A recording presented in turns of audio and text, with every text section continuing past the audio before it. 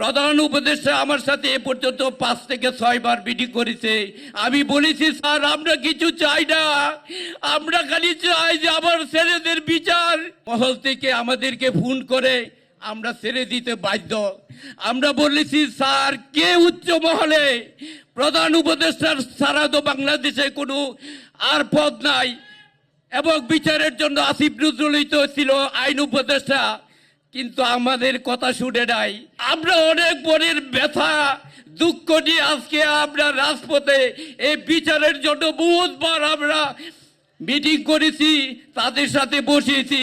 প্রধান উপদেষ্টা আমার সাথে এ পর্যন্ত 5 থেকে 6 বার মিটিং করেছে।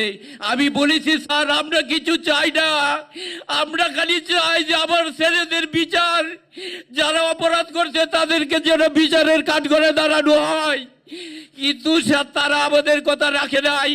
তারা আমাদেরকে আশ্বাস করেছে যে পুলিশ আসামিদেরকে গ্রেপ্তার করে যখন জামিনে বের হয়ে যায় তখন বলে যে উচ্চ মহল থেকে আমাদেরকে ফোন করে আমরা ছেড়ে দিতে বাধ্য।